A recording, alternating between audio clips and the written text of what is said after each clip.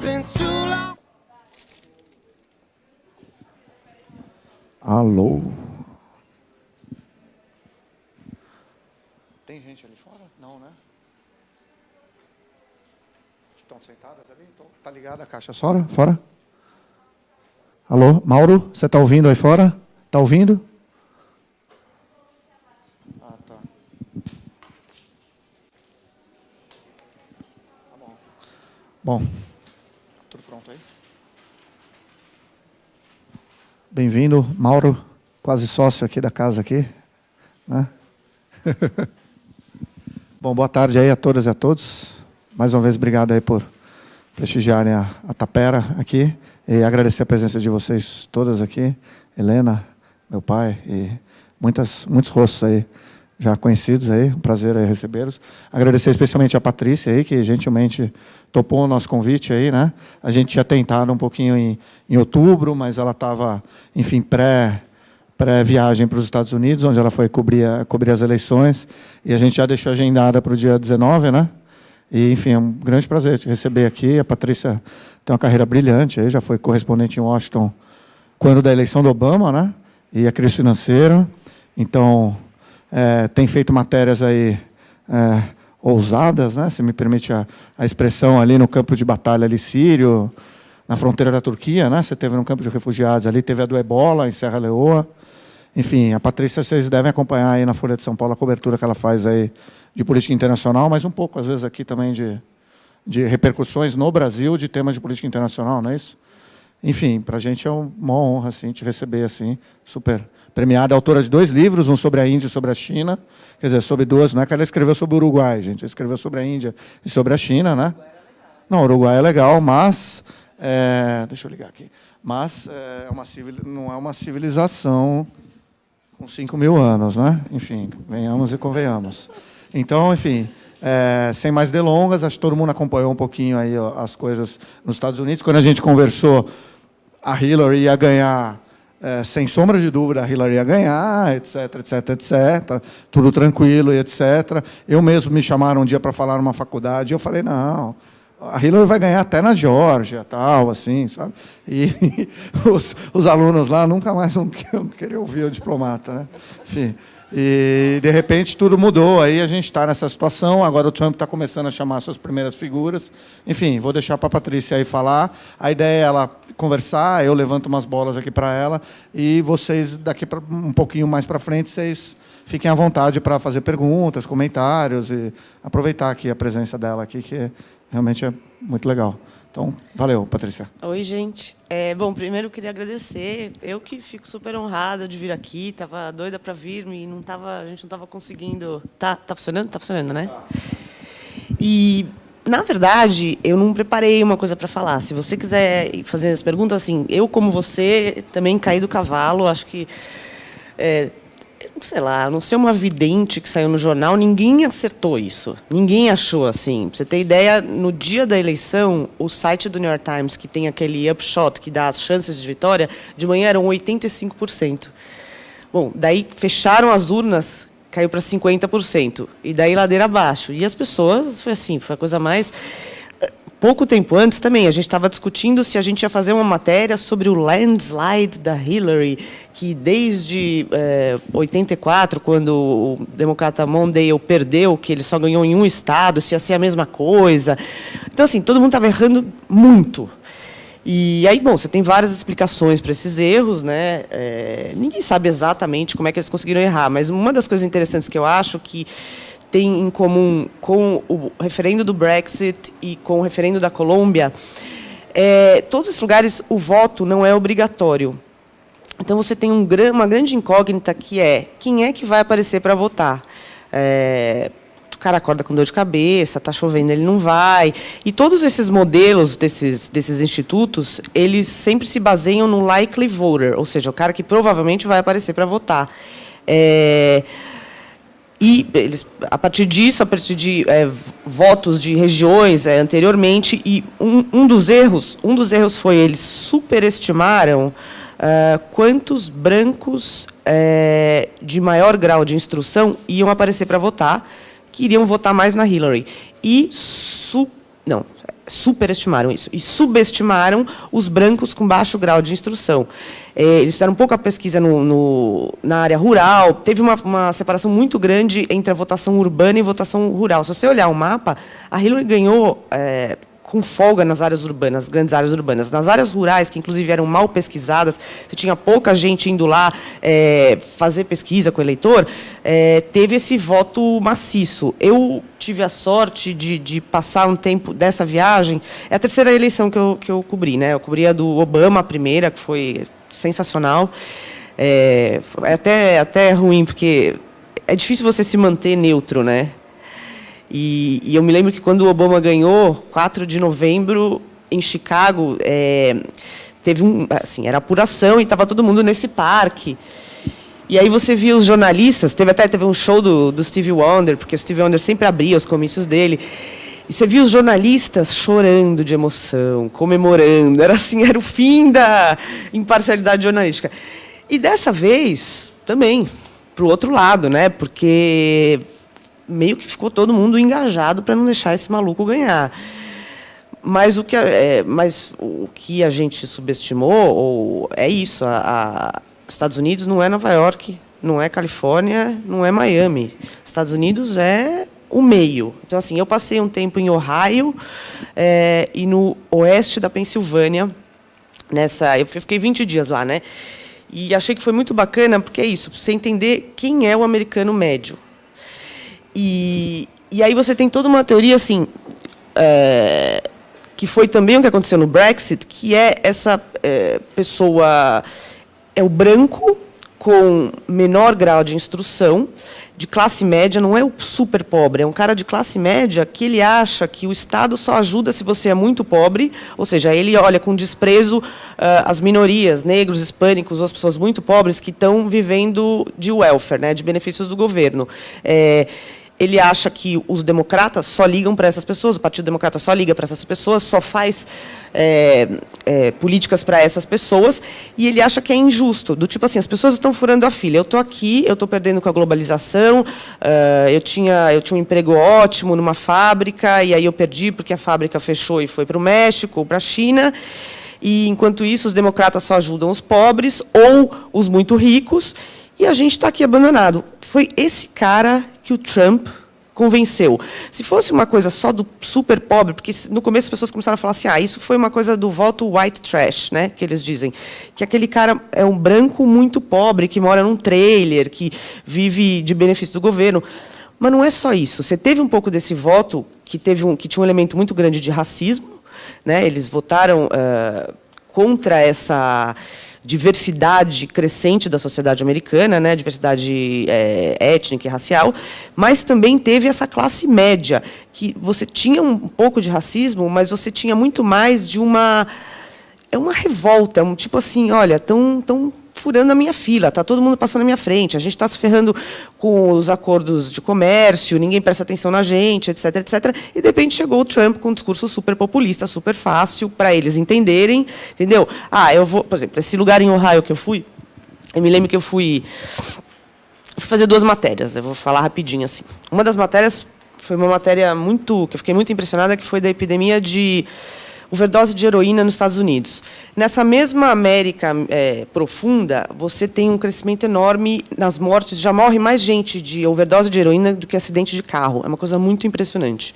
Heroína e opiáceos. E aí a história de como isso nasceu também é muito impressionante. Que no começo, nos anos 90, você teve uma campanha muito forte de algumas indústrias farmacêuticas para convencer as pessoas, os médicos, de que você usar esses analgésicos opiáceos, né, que têm derivados de morfina, era completamente seguro, você não ficava viciado.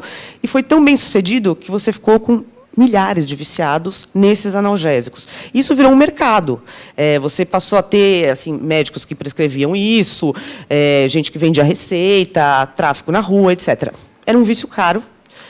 E alguns mexicanos, especificamente de um estado, que também é uma história interessante, viram uma oportunidade aí e começaram a entrar com uma heroína muito mais barata. E as pessoas, a maioria das pessoas, saiu dos opiáceos e foi para a heroína. Bom, isso hoje é uma epidemia, é um puta problema que o Trump vai ter, que é resolver isso. Você tem, assim, literalmente, milhares e milhares de overdoses, pessoas morrendo de heroína. E bem nesse lugar. E você indo nesse lugar, e você vendo, assim, qual que é o cenário num lugar desse? Qual que é o cenário que a gente tem nos Estados Unidos? Rico, né? Você acha que é um lugar onde as pessoas não é um país pobre, certo? Você chega nesses lugares, você tem o cenário que você tem assim, várias fábricas fecharam. Então você tem cidades que tem uma coisa vazia atrás da outra, assim, casas abandonadas. Você tem esse problema de heroína e de opiáceos muito sério. Você tem muito assim. Eu me lembro que uma vez eu fui em 2008. Eu fui para Detroit, que também está no centro dessa decadência americana, né? E eu fiquei muito impressionada que as pessoas não tinham dente. Tipo, faltavam dentes para as pessoas. Eu falei, gente, isso aqui é os Estados Unidos, né? Como é que você mora num país tão rico e as pessoas não tinham dinheiro para ir no dentista? E naquela mesma época, o Brasil estava super no boom e tinha aquela história que eles estavam parcelando implantes dentários, que foi um símbolo das pessoas. As pessoas estavam conseguindo, entendeu? Distribuindo renda, agora as pessoas podiam ter dente, etc. Então, foi um contraste muito forte. Então, nos Estados Unidos, você tem esses bolsões de pobreza ou de classe média decadente, que é ainda mais revoltante para essas pessoas, porque elas estão num país rico, né? Então, você vê todo mundo, você vê, nossa, o Vale do Silício, empresas de bilhões de valor de mercado, etc. Você vê, e você está ali no meio, você ficou para trás, mais ou menos. Não sei por que eu estava falando isso. Eu já esqueci. Explicando um pouco razões profundas aí exato. de as pessoas estarem mais empolgadas a votar no Trump e outras eventualmente terem ficado em casa. Exato. Bom, tem outros fatores aí também para a gente, enfim. Tem vários fatores. Então, daí eu fiz essa matéria aí dos opiáceos, que era assim, a história que eu foquei era uma história muito impressionante, que era assim, era uma menininha de 7 anos que na segunda de manhã chegou para o motorista do ônibus da escola e falou: tio, meus pais não acordam. E aí eles foram atrás dos pais. Era uma casa que tinha uma menina de 9 meses, 2 meninos de 3 e 5, e essa menina de 7. E os pais tinham morrido de overdose na sexta, estavam no meio da sala, mortos, o fim de semana inteiro com as 4 crianças sozinhas. E isso é direto, super comum. Então, a partir dessa história, eu fui fazer essa história. Aí depois eu fui para Ohio, que também eles chamam de cinturão da ferrugem. Era um lugar muito dominado pelas siderúrgicas, que se desindustrializou muito, e você tem essa decadência econômica. Em Ohio, eu fui num bar, tipo um boteco, onde os caras brancos, de classe média, operária, ou classe média baixa, que não necessariamente trabalham em fábricas, eles vão lá tomar uma cerveja. E sentei ali. Estava com um fotógrafo que é de lá, é dessa região, né? Conhece pra caramba, e comecei a bater papo com os caras, para entender, né? E o dono do boteco, estava numa saia justa, porque assim, esse é um lugar que todos os políticos passavam. Ou seja, é que nem aqui, não sei, deve ter algum lugar onde os caras têm que comer pastel de feira para fazer uma média com o eleitor. Então, lá era um lugar que todos os políticos tinham que fazer uma média com o eleitor, né? E aí a campanha da Hillary estava falando com o dono do boteco, que eles queriam ir lá para falar com os eleitores. Só que os caras do boteco falaram assim: a gente não vai aparecer se essa mulher vier, porque a gente odeia essa mulher. Ela representa tudo que a gente detesta. Então, eles estavam ameaçando um boicote no dia que a Hillary fosse. Inclusive, a campanha resolveu não ir, né? Muito inteligentemente, porque não ia ter ninguém. Quer dizer, eles iam achar uns puxa-saco para encher ali, mas assim... E aí os caras explicando assim, olha... até hoje, os caras só vêm aqui no dia da eleição fazer a média com a classe operária branca, a classe média branca. Passa a eleição, não tem uma política que ajude a reindustrializar a nossa região, não teve nenhuma política eficiente de gerar empregos em áreas diferentes depois da desindustrialização. Você só tem programas de welfare que ficam gastando o nosso dinheiro com esses pobres, esses negros, esses hispânicos. Você tem essas pessoas entrando e roubando nosso emprego. Isso eles dizem, tá, gente? A percepção deles é esse. E como na Europa, que você vai eleger o inimigo externo, que é lá o muçulmano refugiado, lá é o mexicano que roubou meu emprego, o chinês que também roubou meu emprego indiretamente, e o muçulmano. Então, assim, essa política dos dois lados do Atlântico de você eleger o inimigo externo, o outro, e fazer um populismo nacionalista em torno disso. Então, tem aquele cara, aquela pessoa que apoia o Trump, que gosta do Trump, porque ele é um empresário, porque vota nos republicanos desde sempre, etc, etc, etc, etc. Tem aquele fator do desenvolvimento econômico dos Estados Unidos, desindustrialização no meio do país, essas pessoas legadas essas pessoas que viram seu padrão de vida rebaixado e culpam o mais pobre que recebe benefício social e ao mesmo tempo culpa Wall Street por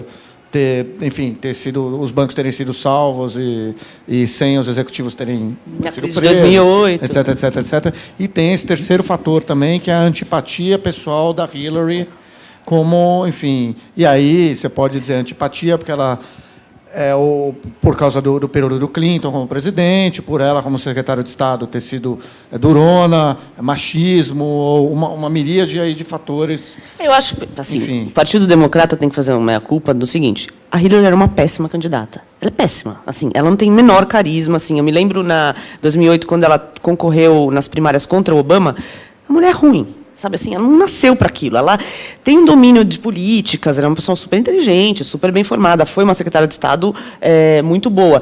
Mas ela, como política, como assim, atrair voto, e ela estava num papel de representar essa elite que vem meio que de um jeito paternalista ensinar para esse pessoal do Middle America que vocês são os racistas ignorantes, entendeu? Então, meio que ela personificou para essas pessoas uma elite snob. E óbvio que acho que o machismo tem um papel aí, eu não sei até que ponto, mas eu diria que, nesse caso, foi mais um classismo, no sentido de, a gente está aqui, a gente é gente que faz, a gente trabalha. Aí tem esse pessoal em Washington que só fica puxando o saco dos doadores do Vale do Silício e de Wall Street, e aí vem aqui falar para a gente que a gente é racista, que a gente tem que aceitar os hispânicos da nossa sociedade. Então, acho que tinha uma reação disso, assim. Ela como candidata, e todo o passado dela, né? Porque é isso, ela está há 30 anos na política. Então, assim, os e-mails e não sei o quê. Os e-mails era uma coisa assim. Se por um lado o Trump, num sentido, foi igual ao Obama, que de representar a mudança, né? A Hillary era a continuidade. Só que, além de ser a continuidade, ela era a continuidade de uma política de 30 anos com todas as coisas assim, a coisa dos e-mails, que levantava todas as desconfianças sobre ela. Eles sempre foram vistos como uns caras que escondem as coisas, ela e o Clinton. Então, assim, tinha todo esse ranço sobre ela. E, enfim, no momento que a economia americana também está indo, mas não tão bem quanto poderia estar indo, não tão mal quanto outras, mas não tão bem. A política internacional também. Os Estados Unidos tiveram, o Obama conseguiu, né? Enfim, vamos falar um pouquinho do Obama. O Obama terminou bem, não, apesar, quer dizer, ele teve essa derrota eleitoral. Enfim, o Trump vai jogar nas costas dele um monte de coisa, etc, etc, etc. Perdeu, mas ele terminou, ele aprovou o plano de saúde. Não, ele aprovou ele tirou o plano as tropas do saúde, Afeganistão. Ele tirou as tropas do Afeganistão. Ele fez um acordo com o Irã, muito importante. Ele se reaproximou de Cuba. Ele esvaziou Guantánamo, sobraram, acho que uns 50 detentos, ou seja, estava se encaminhando para o fechamento. Ia ser complicado esse fechamento, mas, pelo menos, ele se encaminhava para isso. De política externa, ele foi muito bem, ele cumpriu as coisas. Você pode argumentar que na Síria foi complicado, porque ele não quis... eu não sei se vocês lembram, em 2013, ele disse assim, olha, se o Assad usar armas químicas, essa é a linha vermelha, aí a gente vai fazer alguma coisa. E o Assad usou armas químicas e os Estados Unidos não fez nada. Você pode argumentar que isso foi um problema e que, por isso, morreram milhares de pessoas, se os Estados Unidos tivessem intervindo. Mas você pode argumentar que podia ter virado outra Líbia, ou seja, eles intervieram e ficou a mesma merda. Ou você pode argumentar que eles iam armar a oposição ao Assad, que metade dela é Al-Qaeda. Então, assim, eu não diria que a política dele para a Síria foi um fracasso. Eu acho que era uma política complicada. Mas isso que você está dizendo, ele teve muitos sucessos. E o que é triste é que muitos desses, eu acho que o Trump vai desfazer muito rapidamente, inclusive pensando nas pessoas que ele nomeou agora. Mexer no sistema de saúde? Ele consegue mexer nisso aí?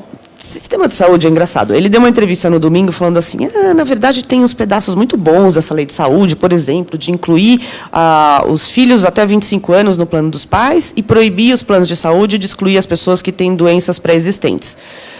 Então, podia manter isso e jogar fora o resto, que é a obrigatoriedade de todo mundo ter plano de saúde. Só que precisa combinar com os russos, né? O único motivo pelo qual os planos de saúde aceitaram isso é porque eles iam ganhar dinheiro, porque todo mundo ia ser obrigado a comprar o plano de saúde. Então, eles não vão manter só o pedaço que dá prejuízo para eles. Isso é um. Que eu acho bizarro, né? O cara é empresário, ele não pode ter esse pensamento, né? Mas ele falou isso. Ao mesmo tempo, eu acho que ele não vai deixar 20 milhões de pessoas sem plano de saúde, que é o que vai acontecer se ele acabar com o Obamacare. Ele vai ter que arrumar algum jeito. Eu acho que ele vai fazer uma reforma nisso, mudar uma coisa ali e outra ali, chamar de Trump Care, e beleza, é isso. Entendeu? Ou o muro no México. Ele já começou a falar que é muro, mas tem uns pedaços que vai ser uma cerca. Então, assim, se ele fosse... Assim, ele já está meio... Não vai dar para ser estelionato eleitoral, ele não vai poder não fazer, mas ele vai dar umas acochambradas, assim, sabe? Tipo essa coisa do muro. Custaria, acho que é 6 bi para fazer o muro inteiro. É uma coisa assim, surreal. Então, ele vai dar ali um jeito, né? Faz um puxadinho, uma cerca, fala que... os imigrantes ilegais. Existem 11 milhões indocumentados, né? Ele diz que são 3 milhões que cometeram crimes, que está errado, completamente errado, ele só chuta todos os números. No máximo 800 mil. Mas, então, na campanha ele falava, eu vou expulsar todos os imigrantes ilegais. Agora ele já fala assim, não, só os que cometeram crimes. Então, assim, eu acho que ele vai assumir, vai fazer algumas ações, assim, bem vistosas para o eleitorado dele, tipo, expulsar uns milhares de imigrantes ilegais que cometeram crimes, anunciar um plano de infraestrutura, de gastos que vai dar uma aquecida na economia. Não, eu só não resisto ao comentário, assim, um pouco a comparação, até porque os dois foram apresentadores de TV. O nosso amigo João Dória aqui já também já está voltando atrás em tudo, né? Enfim, a passagem de ônibus não ia subir, já, peraí e tal. A marginal vai... Enfim, é porque a hora que o cara vê que ele vai sentar na cadeirinha mesmo, é mais difícil, né? Enfim, uma coisa é fazer uma... Não, total. Mas, e é isso, por exemplo, o Trump falou isso, aí o Dória também, vou baixar o preço do ônibus, vou congelar a tarifa do ônibus. Aí começava a falar, o senhor vai quebrar o metrô, que aí ninguém vai andar no metrô. Aí o cara começa a pensar que tipo, tem todos os efeitos não antecipados dessas políticas populistas. É complicado, né? Mas o Trump, contrariamente ao Dória, que, enfim, nomeou aí o seu secretariado e tal, etc. Tem pessoas aí, enfim, fazem parte do establishment aqui normal. O Trump, isso que você começou a falar, o Trump está realmente colocando uns caras numas posições importantes, que são realmente uns caras complicados. Assustadores. Não é isso? Assustadores. Para começar, é muito engraçado, né? Saiu uma coluna no New York Times de uma colunista que é super legal, que chama Gayle Collins. E ela falou que a campanha do Trump, agora a campanha não, a transição, eles conseguem sempre superar as expectativas, porque eles reduzem tanto as expectativas. Tipo assim, eles começaram a falar que o chefe de gabinete é um cara muito importante na Casa Branca, né? Um cara que tem muito poder. Então, eles começaram a dizer que o chefe de gabinete dele seria um cara chamado Stephen Bannon. Esse Stephen Bannon era presidente de um site que chama Breitbart News, que é um site de extrema-direita, assim, dissemina tudo quanto é notícia falsa, notícia preconceituosa. Para você ter ideia, assim, uma das manchetes, eu adoro essa, uma das manchetes do site era assim: você preferia que a sua filha tivesse câncer ou fosse feminista? Então, assim, esse tipo de absurdo. E tem uma mega audiência essa porcaria, mega. E esse site, esse site faz parte de um movimento nos Estados Unidos que chama Alt-Right, que é o Alternative Right, que, na verdade, é uma extrema-direita mais ativa nas redes sociais. Tá? E que acha que os conservadores clássicos são os bunda moles, porque eles agora ficam fazendo... como é que chama? Eles ficam... Eles agora são moderados, então aí eles querem trabalhar junto com os democratas, etc. Então, tem essa Alt-Right, né? E o Stephen Bannon é um cara importante porque ele tinha esse site, ainda existe o site, muito popular, e ele divulgou essas vozes que eram eram umas vozes muito marginais nos Estados Unidos, né? Era assim, os malucos da extrema-direita, o David Duke da Ku Klux Klan. Ele botou esses caras no mainstream. Com ele e outros sites, isso começou a ter uma divulgação enorme. E o Trump alimentou essa galera. Ele deu entrevista no site do... Tem um outro que chama InfoWars, dava entrevista para os caras, retuitava os absurdos que os caras faziam. Tipo, esse cara da Ku Klux Klan, o David Duke, ele apoiou o Trump. E o Trump demorou, sei lá, 4 dias para falar, não, eu não aceito, porque o cara é um racista da Ku Klux Klan. Ou seja, então ele deu corda para esses caras. Tudo para chegar no... Stephen Bannon estava cotado para ser o chefe de gabinete. As pessoas quase morreram do coração. Falaram assim, meu, esse mega racista vai ter um dos empregos mais importantes na Casa Branca. Aí ele pegou e botou um outro cara, que é o chefe do Comitê Nacional Republicano, que é um cara que é um nada, que chama Reince Priebus, que nunca teve nenhum cargo no governo, mas, diante do outro, ficou maravilhoso. Né? Agora também, por exemplo, estão falando do secretário de Estado. O secretário de Estado é como se fosse o ministro de Relações Exteriores. Né? O secretário de Estado ia ser o Rudy Giuliani, que é um fascista no último, que fala que sabe, super contra muçulmano, cara muito... secretário de Estado. Ele estava super cotado para ser secretário de Estado. E agora diz que ele está se reunindo com o Romney hoje. Então, o Romney virou uma maravilha, né? Porque, diante do Rudy Giuliani, se pegarem o Romney foi candidato candidato de 2012. De 2012, que é um cara mais assim... mais votos que o Trump, não é isso? Não sei, no voto popular, assim, que o Romney, não sabia, na votação absoluta, teve mais votos que o Trump na votação absoluta. Como dessa vez o turnout foi menor... Enfim, eu não sou especialista no assunto, vale a pena checar, mas Não, eu vou ver, eu não comparei o voto popular dos dois. Marginalmente? Menos, né? Quem? O Trump? O Trump, mas é interessante. Essa coisa do turnout é uma coisa muito interessante. Assim, as pessoas estavam completamente desmotivadas. O comparecimento nas eleições, de novo, essa coisa que é muito diferente, que a gente não entende, né? Você não é obrigado a votar. Então, só vota quem quer. Não é nem feriado nos Estados Unidos. Então, assim... É uma terça-feira de trabalho. Então, e isso afeta principalmente as pessoas mais pobres, porque é o cara que vai ter que arrumar um jeito de deixar o filho na escola, sei lá, e pagar a conta e pedir para o cara do emprego dele, eu preciso de 10 minutos para eu ir votar, entendeu? Então, assim, esses caras às vezes deixam de aparecer para votar, e esses caras normalmente votam no Partido Democrata. Mas o... Ele está chamando o Romney... Então, o Romney está conversando com o Romney para talvez ser secretário de Estado. Então, assim, diante do Rudy Giuliani, está parecendo assim um Barão do Rio Branco. Desculpa. É porque ele era um outsider dentro do próprio Partido Republicano, ele atropelou todo mundo, inclusive os 10 outros candidatos, o irmão do Bush, etc, etc, etc.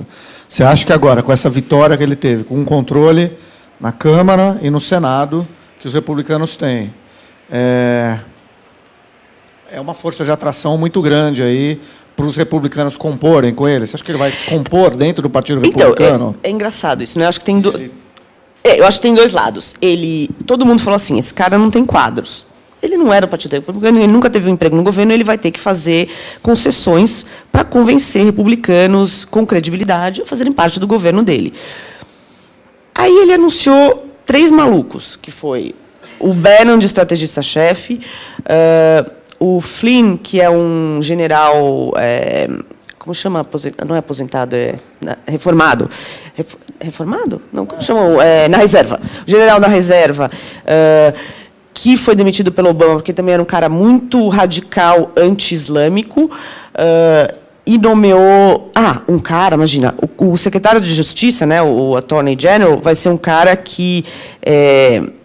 super racista. É um senador do Alabama, que chama Jeff Sessions, que ele um dia não conseguiu ser confirmado, ele foi nomeado juiz uns 20 anos atrás, porque ele fazia piadinhas do tipo assim, eu achava que a Ku Klux Klan não era tão má, até eu sabia que eles fumam maconha. Tipo assim, e o cara achava, e fazia vários comentários racistas, etc. Esse cara é um ministro da Justiça do Trump.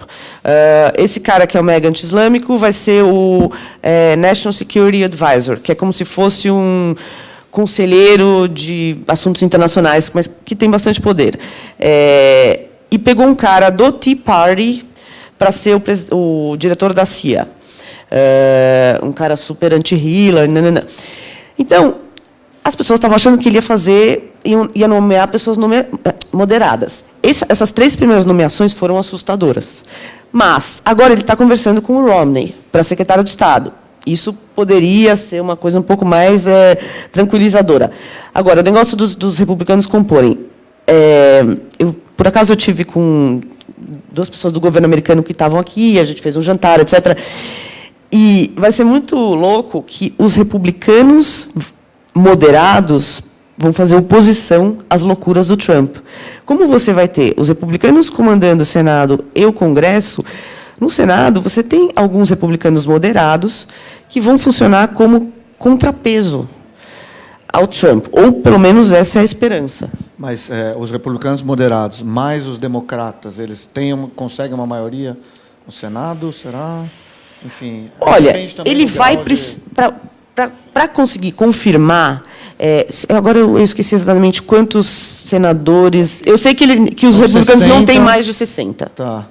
Que é para cargos, filibuster. Circunstâncias um pouco mais especiais são 60, geralmente são 50 para confirmar nomeações. Exato. Eu acho que é isso aí. Então, eu não sei. Exato. Para confirmar as nomeações, você precisa ter o Senado, você precisa ter 51 votos do Senado, né? Um deles ele já tem, porque é o vice-presidente que vota, né? Que o vice-presidente automaticamente é o presidente do Senado. Então, assim, ele vai ter que compor com moderados, talvez, para conseguir confirmar essas pessoas do gabinete dele. Essas primeiras nomeações que ele fez, por exemplo, esse maluco que é conselheiro de assuntos internacionais é um cargo que não precisa de confirmação. Mas mesmo o cara nomeado para ministro da Justiça, já tem um monte de gente falando que a gente não vai confirmar esse cara. Esse cara é racista, etc. Então, ele vai ter que compor, que é isso que você disse.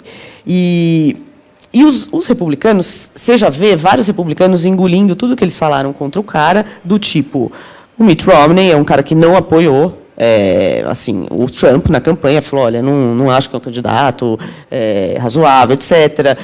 O Ted Cruz falou que o cara era o demo, e aí agora está ali na porta do cara querendo um cargo. O McCain, ele teve problema com o McCain. O McCain... Quase um símbolo nacional, quase. O McCain, olha a noção da pessoa. O McCain, que foi candidato a presidente em 2008. Contra o Obama, prisioneiro de guerra no Vietnã, etc. O cara passou 6 anos sendo torturado no Vietnã, então ele não mexe ele não consegue levantar os braços, assim, o cara é um herói de guerra nos Estados Unidos. E o Trump falou dele, eu não gosto de quem é preso. Para mim, herói de guerra não é esse pessoal que é preso. Eu gosto de gente que consegue matar, uma coisa assim, consegue escapar. E aí o McCain teve um treco, todo mundo, assim, o McCain ainda não voltou atrás, mas assim, tem um monte de gente que está engolindo sapo, porque, afinal, o cara vai ser presidente, né? Mas eu acho que tem gente que, se ele não fizer algum tipo de concessão, tem gente que fala assim, eu não vou comprometer a minha credibilidade e me enfiar nesse governo desse homem, se ele não demonstrar que ele pode ser razoável. Você teve alguns republicanos, principalmente em política externa, que estavam ali compondo para participar do governo e já caíram fora. Enfim... Já que você... Voltando aqui para a política externa, então, agora aqui. A impressão antes da eleição, o Trump vai ser menos intervencionista, a Hillary é hawkish, ela é durona, a Hillary vai entrar pesado ali no Oriente Médio, com os russos, etc. E o Trump, supostamente, seria um cara que ia retrair um negócio mais... aquela política norte-americana até a Primeira, a Segunda Guerra Mundial, quando os americanos eram isolacionistas, etc., etc., etc. Isso talvez já esteja mudando, ou não? Porque em política externa a força vamos dizer assim, do establishment assim, é muito... tem uma série de incógnitas, por exemplo. Em relação à Síria, ele fala, nós precisamos trabalhar junto com a Rússia, porque a Rússia também está combatendo o Estado Islâmico. Primeiro que é mentira, né? Porque a Rússia está bombardeando a oposição ao Assad e não está nem aí com o Estado Islâmico. A gente precisa se unir não adianta a gente ficar atacando o Estado sírio, o governo sírio, já que nós temos um inimigo comum, que é o Estado Islâmico. Que é verdade, até aí esse pedaço é verdade. Agora, como funcionaria essa parceria com a Rússia é uma coisa muito complicada, assim. Ele falou isso na campanha. Eu li um negócio muito engraçado, que o Obama, quando ganhou em 2008, quando você é presidente, uma das primeiras coisas que você recebe é um briefing de segurança nacional.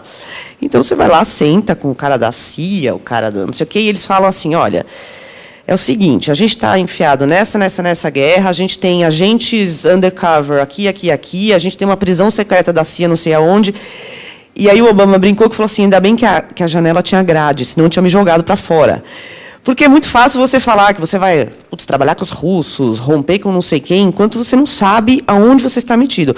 Eu acho que ele vai ter um choque de realidade, em termos de política externa, que vai ter muita limitação no que ele vai poder fazer, o que ele não vai poder. Por exemplo, chega o cara do briefing e fala assim, na verdade, sabia que os russos têm uma mega operação para sabotar a nossa coisa nuclear? Sei lá, né? E aí ele vai repensar a aliança com os russos. Tudo isso... Eu ia perguntar, e essa história de que ele e o Putin vão ser amigos, é isso? Enfim... É isso que eu não sei. Já estou te vendo. Pois é, isso que eu não sei, entendeu? Eu não sei como é que ele vai operacionalizar isso, o quão factível é. Quão verdadeiro, é isso? O quão verdadeiro. Entendeu? Sei lá. Eu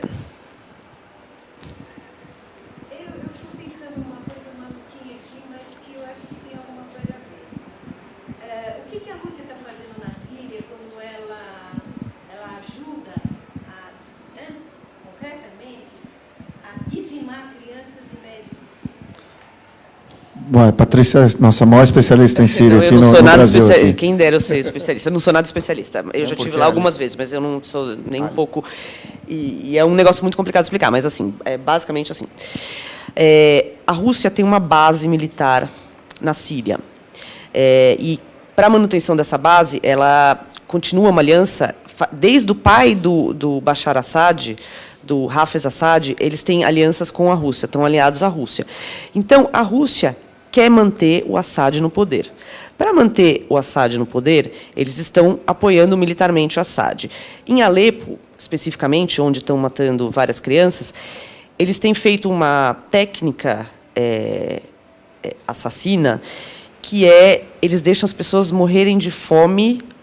Eles falam assim, ou você morre ou você se rende, ou você vai morrer ou morrer de fome. Então eles fazem bloqueios e bombardeiam áreas onde está a oposição, que tem muitos civis, que são as crianças. Então, por isso que eles estão bombardeando um monte de criança, porque tem um monte de criança que está nessa área, que é uma região que ainda está com a oposição ao Assad, e eles estão lá bombardeando a oposição, não estão nem aí se tem criança junto. Em vários lugares eles faziam assim, eles faziam um cerco, teve uma cidade que chamava Madaya, que as pessoas morreram de fome, literalmente é isso. Não deixava entrar e sair nada, nem comboio humanitário da ONU. Então as pessoas morriam de fome. Enquanto não se rendessem, falassem, a gente vai parar de apoiar a oposição. Então a Rússia está fazendo isso lá. É muito complicado você se aliar, assim, ninguém é anjo ali, entendeu?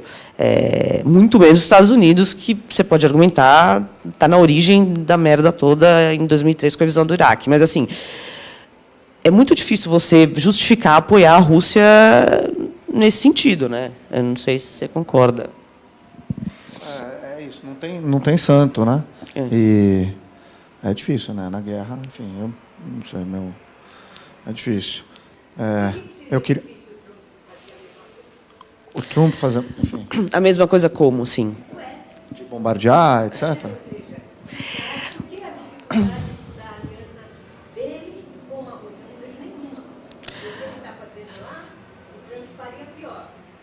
O Trump talvez não fizesse só porque eu acho que os Estados Unidos ainda está muito fundo essa cicatriz da invasão do Iraque e de toda, desculpa a palavra, cagada que deu depois. E quantos americanos morreram na invasão do Iraque. Então, você não tem um apoio popular para uma invasão. Tanto que o Obama, e com certeza isso fez parte dos cálculos dele, não quis nunca botar, que eles falam, boots on the ground, ou seja, você mandar os soldados americanos.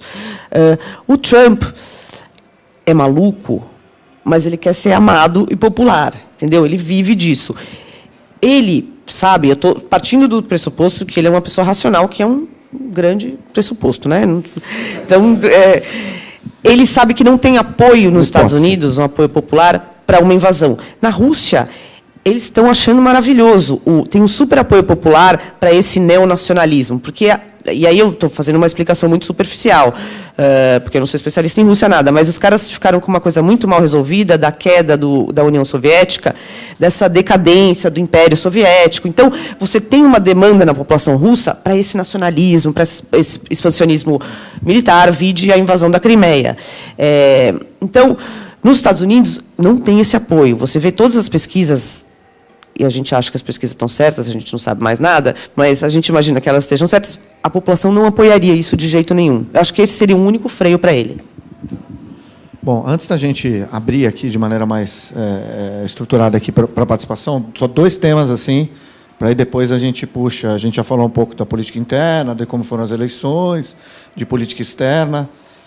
Política externa em termos de protecionismo, área econômica, aqueles acordos, Trans-Pacific Partnership e essas coisas. E um segundo item, relações com o Brasil. Aí acho que para a gente dar uma geralzinha, depois abrir aí, se você tiver... não sei se tiver outros temas também. Então, protecionismo. O TPP morreu. Esse acordo transpacífico, que ia ser o Japão, os Estados Unidos, que é um acordo de livre comércio, mas era uma coisa importante estrategicamente para os Estados Unidos, como forma de você fazer um contrapeso à China. Ou seja, isolava a China, não estava dentro. Isolava a China não estava dentro. Eu não sei nem se com a Hillary esse TPP passaria, porque no cerne dessa insatisfação popular, a globalização virou uma supervilã. E, de fato, eu acho que, se você falar com um economista que defende o livre comércio, o resultado líquido do livre comércio é um benefício. Só que você tem várias pessoas específicas que saíram perdedoras nessa globalização. E nada foi feito por essas pessoas. E esse sentimento é muito forte. E esse sentimento está por trás de Brexit, Trump, essa insatisfação aí com a globalização. Então, eu acho que nem com a Hillary teria apetite para passar isso no Congresso. Porque o TPP, qual é o status agora? É a parceria Transpacífico. Ele teria que ser aprovado pelo Congresso americano. O governo americano tinha a ideia de tentar passar isso agora na lame duck session, né, antes de assumir o próximo presidente. Não vamos apresentar. E o Trump não vai apresentar isso, porque ele passou a campanha inteirinha falando: eu vou rasgar o NAFTA, que é o acordo, né, Canadá, México, Estados Unidos, eu vou rasgar o TPP, esses acordos não beneficiam a gente, só exportam nossos empregos para a China, etc. Eu não sei se ele vai chegar a impor a tarifa de 35% sobre os bens da China, se a China continuar manipulando o câmbio, como ele prometeu na campanha. Mas, com certeza, ele não vai ter nenhum estímulo para nenhum acordo comercial. Com certeza. As pessoas no México... Aí eu entro no negócio do Brasil. Por exemplo, o México é um lugar muito mais afetado, né? Assim, porque eles estão no topo da agenda do Trump. 2 coisas: imigração ilegal e o NAFTA. Se ele for rever pontos do NAFTA, isso afeta em cheio a economia mexicana. Se ele for apertar a política de imigração, também afeta em cheio os americanos. Os mexicanos. O Brasil, basicamente, é zero preocupação. Nem para o bem, nem para o mal. A gente não está na agenda, não surgiu, não estava no plano de campanha de nenhum dos dois. Assim, a máquina burocrática dos 2 lados vai seguir tocando. Vai seguir tocando. Eu não vejo assim. A gente não é uma grande fonte de imigrante ilegal. A gente mas baixou muito depois da crise de 2008, o número de brasileiros entrando ilegalmente. Agora parece que deu uma subidinha por causa da crise no Brasil, mas não é o problema, né? O problema é a América Central e México. Guerra às drogas, alguma coisa? Ele falou alguma coisa disso? Ele falou alguma coisa de endurecer as penas, que é o contrário. Então, outra coisa que deve sofrer é isso. A política para as drogas deve voltar à coisa da guerra às drogas, né? Que é uma coisa de você ter penas altas mesmo para os usuários, em vez de você focar nos traficantes. A coisa da maconha, das liberalizações estaduais, que estão liberando a maconha medicinal ou a maconha para fins recreativos, eles têm como complicar isso. Eu li algo a respeito também. Que tem legislação federal. Exato, que eles não podem reverter. Exato, eles não podem reverter, mas porque o governo federal estava meio que deixando ali. Eles agora têm como complicar isso. Mas, assim, basicamente, o Brasil... Os americanos têm 2 interesses. Eu vou falar assim, que eu estive agora em Washington, conversei com o pessoal da Casa Branca, eles têm 2 interesses com o Brasil. Corrupção. Sim, eles querem saber qual é tamanho da Lava Jato, quem mais vai entrar na Lava Jato, quem do governo Temer vai entrar na Lava Jato, porque eles têm dinheiro aqui, e isso, para eles, faz diferença você ter um governo estável ou instável, e a corrupção está no cerne disso.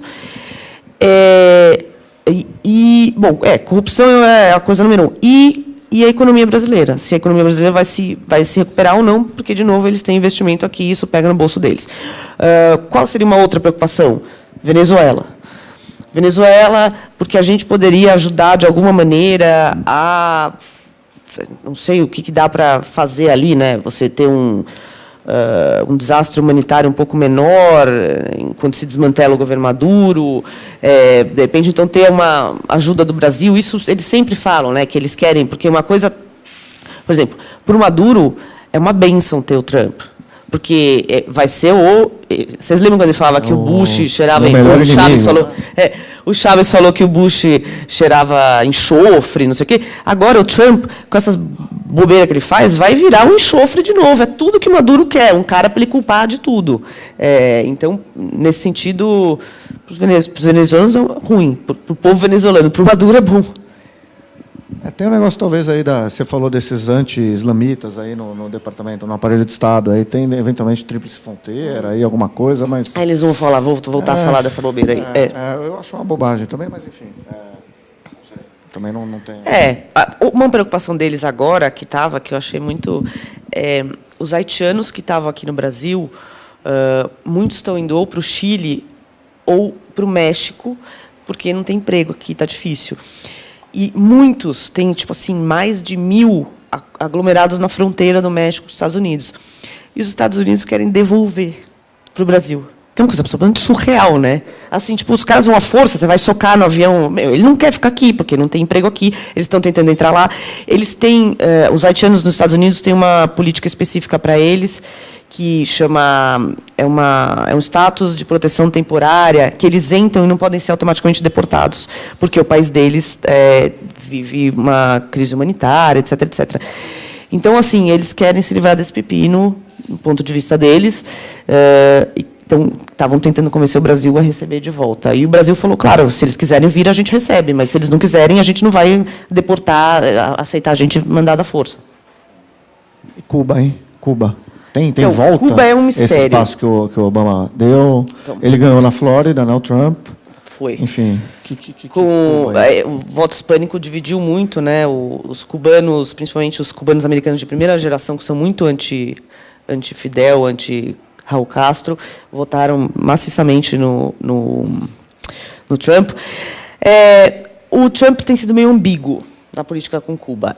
Ele antes dava umas declarações do tipo assim, eu também acho que deveria acabar o embargo, porque hoje em dia qual que é o status, né?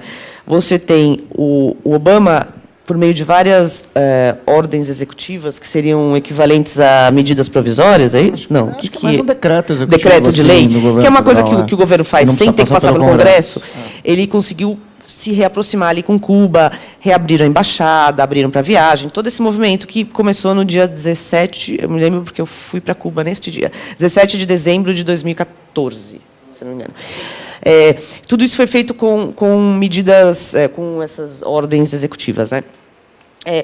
O Trump, no início, tinha falado, porque é muito bom para os negócios americanos. Os americanos vão ganhar um monte de dinheiro, já estão ganhando, com hotel, com turismo, nossa, turista, Então, assim, o Trump tinha dito que ele era... também achava que não tinha, porque o Congresso manteve um embargo, né, contra Cuba. Então, o que o Obama fez é tentar meio que... um atalho para conseguir você se reaproximar de Cuba sem ter que fazer o Congresso tirar o embargo, porque o Congresso tem os caras linha dura que não tiram o embargo. O Trump, no começo, falava que ele era contra o embargo, que achava que não tinha sentido, que era bom para os Estados Unidos, Só que, agora, ultimamente, ele tem se endurecido, ele precisou do apoio do senador, os deputados cubano-americanos, linha dura, na Flórida, e do Marco Rubio, que é linha dura, é cubano-americano, é um senador.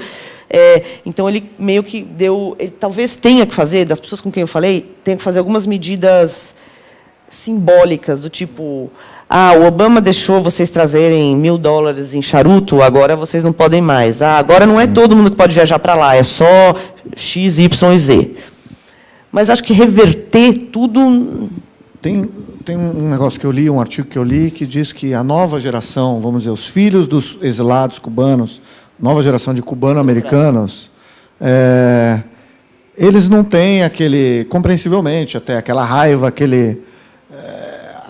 aquela necessidade de eles são mais abertos a restabelecer relações com o país, etc., porque são de uma outra geração, que não viveu, não tem aquela cicatriz de quem teve que exilar, de quem batalhou contra o Fidel são por muito 30, menos 40 anos. anti-Fidel Eles do que seriam os pais. menos, enfim, isso São. pode ser São. uma questão meio geracional. São. Tá. Mudança climática. Aqui, aproveitando a presença da doutora Helena, que é a professora aqui, que é grande especialista aí no tema. Ixi, aí. isso que eu ia falar, eu não entendo super, tá? Mas pelo que eu entendo... Não, aliás, eu li um negócio sensacional hoje. Eu li que ele botou um cara lá que é anti tudo. Não, nossa! Ele botou um cara que chama Myron Ebel, que é um cara de um instituto de pesquisas que se dedica a desmentir o aquecimento global. De novo, isso que é muito louco do governo Trump. Todos aqueles malucos que você desconsiderava e falava assim, esse cara é um maluco de direita, racista, esse cara é um maluco que nega o aquecimento global. Esses caras estão no governo. Então, uma das coisas que ele pode simplesmente, eu acho, você me corrige se eu estiver errada, ele pode simplesmente não cumprir o acordo, porque você não tem uma penalidade para quem não cumpre. Então, e ele fez toda a campanha dele dizendo que ele ia recuperar... mais uma coisa. Essa região empobrecida do Cinturão da Ferrugem também é uma região, ali na Virgínia Ocidental, de carvão. Então, de energia, de termoelétricas, etc. Então, e ele falou assim, eu vou estimular isso como forma de gerar empregos, que é o contrário do que todo mundo está fazendo, porque é ruim e gera aquecimento global. Então, eu acho que ele talvez seja uma das coisas que sejam mais fáceis, infelizmente, para ele se retirar simplesmente desse acordo. Só que aí eu li uma coisa muito interessante hoje, que vários países estão dizendo o seguinte, que se ele se retirar, eles vão entrar na Organização Mundial do Comércio e argumentar que eles vão impor uma tarifa climática de, 30% sobre os produtos americanos, porque se eles têm que arcar com o custo de redução do aquecimento global, se os Estados Unidos não fizerem isso, para igualar a concorrência, vão ter, e que provavelmente passaria na OMC uma tarifa dessas. Em última instância, assim... Levaria um... Sim, é um horror, mas assim, se ele está achando que ele vai sair e maravilha, não vai acontecer nada, eu acho que haverá uma reação dos outros países, entendeu? E nem que seja para pegar no bolso dele, dos Estados Unidos. Mas eu não sou especialista em aquecimento global, entendo nada. Enfim, o mundo aí com o Trump está muito mais inseguro, você diria? Angustiado? Eu diria. Não, eu diria porque assim... Você deve ter lido aí o Economist aí publicando uns editoriais, Sim. Quer dizer, a globalização é wrong thing to blame, os problemas são outros. Sim. E aí tem o negócio da Inglaterra, aí tem, por exemplo, você tem a China, aliás, a gente não falou dos Estados Unidos e China, mas a China também é um regime mais autoritário, Xi Jinping controlando o poder. A Rússia. Os russos, a Índia é um governo mais também nacionalista, embora mais liberal na área econômica. Mas um ele é fundamentalista. Os fundamentalistas hindus apoiam o Modi. Assim, eu cobri a eleição do Modi. Super... eleição do Modi, não, do parlamento. A outra coisa é muito louco, né? O Trump adora Twitter. E ele twitta o tempo inteiro. E todo mundo achou que, assim, o cara, presidente eleito, ia parar, né? Não só ele não parou, como ele continua tweetando os maiores absurdos. Tipo, hoje, veja bem, ontem parece que o vice-presidente, o Mike Pence, foi numa peça de teatro que está fazendo maior sucesso, na Broadway, que chama Hamilton, e que algumas pessoas vaiaram ele, e que, no final, um ator leu um negócio que não era uma coisa bem razoável, dizendo, olha, espero que vocês governem para todos, para as minorias também, nananana. Aí, hoje de manhã, 8h30 da manhã, o Twitter do presidente eleito, Trump, é um absurdo, o grande Mike Pence foi harassed, agredido, desrespeitado no meio da peça, e exijo desculpas dos atores. Tipo, isso é o presidente eleito. É completamente surreal, né? Então, assim, é uma pessoa que vai ficar tweetando.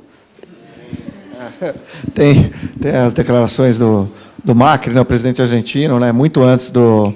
Enfim, aqui a gente teve aquele negócio do Serra, que falou que esse cara não vai ganhar um pesadelo, há 3 meses. Falou para mim no Roda foi para você, ainda mais, é mesmo, foi para você.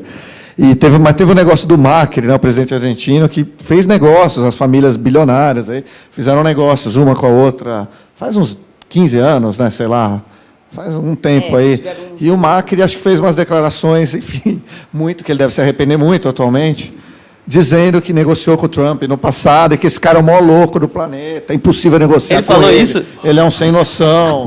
Falou isso há um tempo aí e tal. E aí foi até curioso que o Macri foi um dos primeiros a ligar para o Trump para cumprimentar o Trump pela eleição e tal. Aliás, isso é uma outra coisa muito engraçada, né?